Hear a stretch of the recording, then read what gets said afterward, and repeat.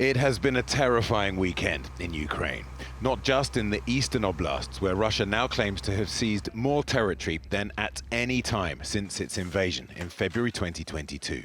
From the small town of Smila, right in the middle of the country, to Odessa in the south, a gaping hole in the side of an apartment block. A nighttime evacuation becomes a daytime reality check. Who survived and who didn't.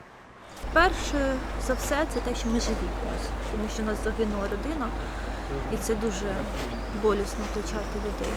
А те, що ми живі, помаленьку якось воно буде. У нас дитина наша у бабусі. Я дуже радію, що він цей жах не був тут, не пережив.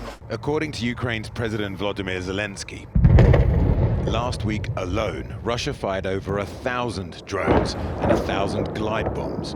By several accounts, Russia is making slow, grinding progress on the front line, as well as accelerating aerial attacks on population centers, with a huge increase in drone and missile attacks.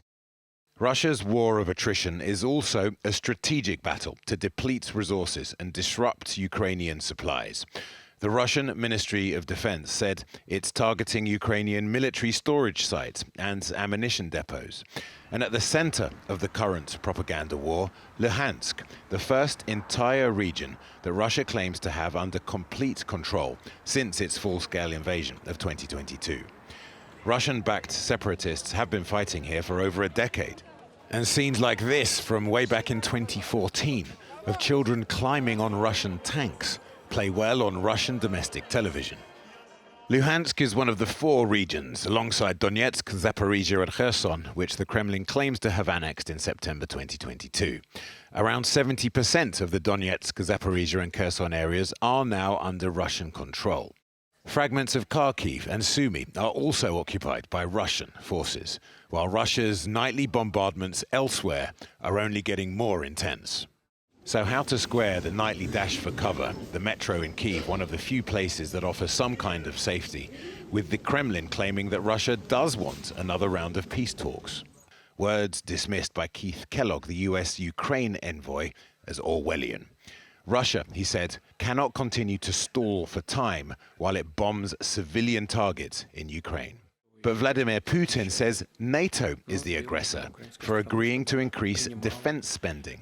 Так кто готовится к каким-то агрессивным действиям? Мы или они?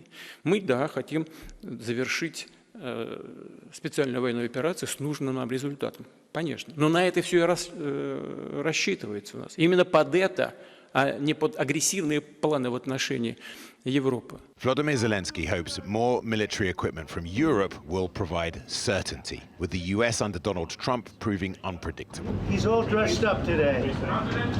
Yesterday, the German foreign minister visited Kyiv and pledged defense support and tougher sanctions on Russia. Ми вдячні за підтримку 18-го санкційного пакету проти російської агресії. Я знаю, що європейці, лідери Європи дуже близькі до цього пакету. Dieser Besuch ist wichtig für mich, weil die Ukraine nicht nur sich selber, ihre eigene Souveränität und Freiheit verteidigt, sondern die Ukraine verteidigt auch die europäische Freiheit und die europäische Souveränität gegen Russland. Das dürfen wir nicht vergessen, auch wenn dieser Krieg schon länger andauert. Indeed, it's been going on for so long that Russia turned to Pyongyang for help.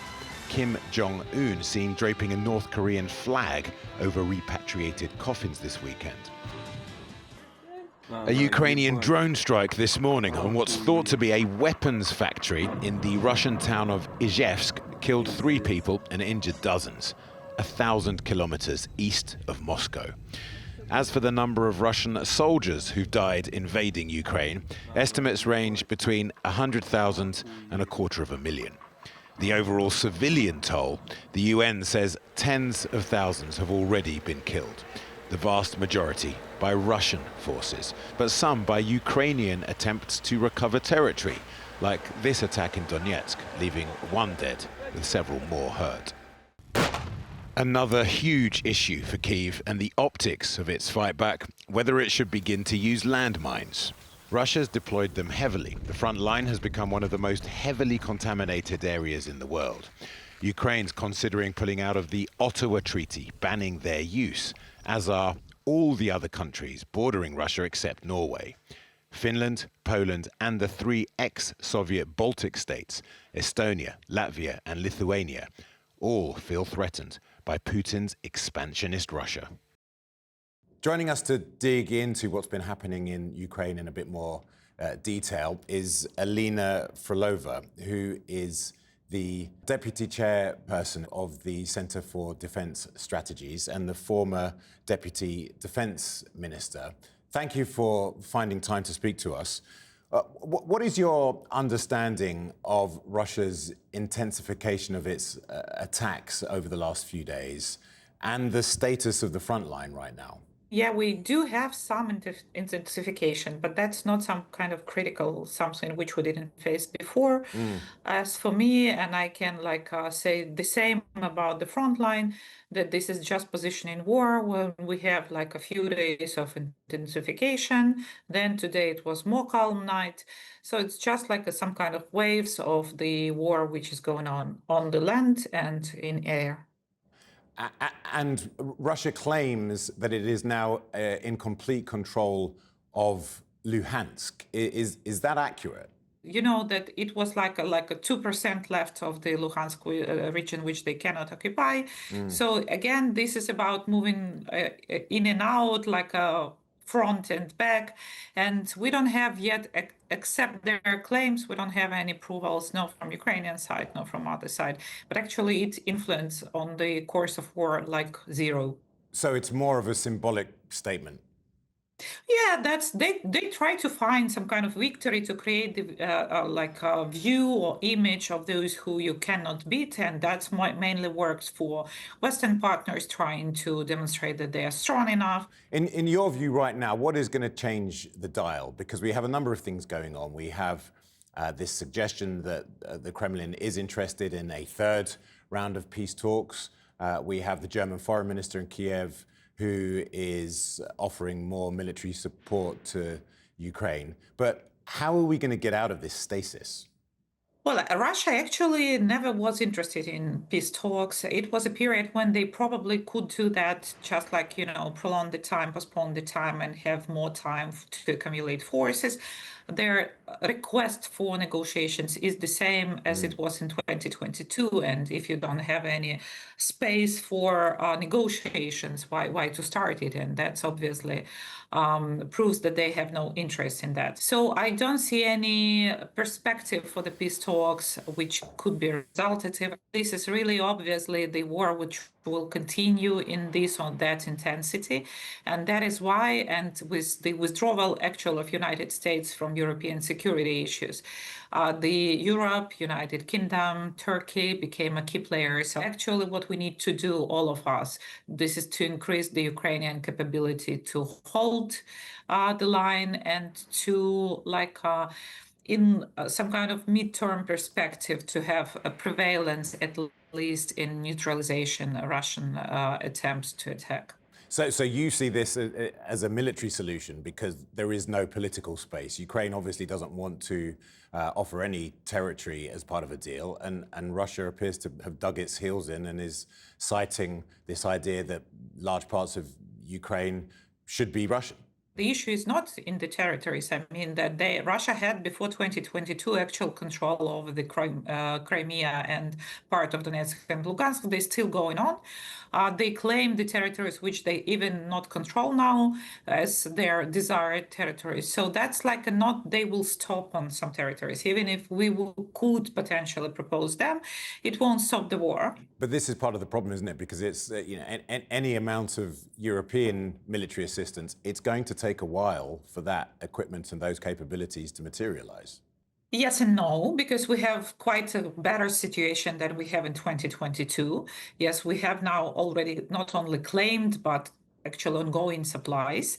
And Ukraine production increased incredibly. So we started in 2022 from 1.5 billion, if I remember right, of defense industry of Ukraine. Now it's about 30 billions of the industry. And plus we have this now procedure when European partners are ready, so-called Danish model, they're ready to pay for Ukrainian production for Ukrainian army.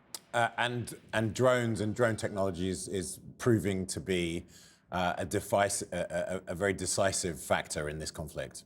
As one of the UK specialists said, the functional defeat of the Russian Black Sea Fleet happened just because of UAVs and drones actual operations. So we did demonstrate that with non-conventional approach, you can hold and you can neutralize and you can then control somehow the operational domain. What do you foresee happening over the next coming weeks?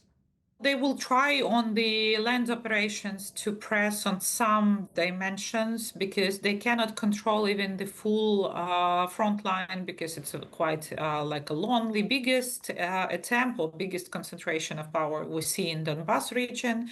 This is the most massively. They started to lose operation in Sumy region. They probably will have some intensification in like a long-range attacks on the cities. With that, they tried just to impress Ukrainian public. So I think that this kind of activity will be continued till the autumn when everyone will need to rethink and reshuffle. Alina Frolova, thank you very much indeed for your insights and expertise. We appreciate it. Thank you.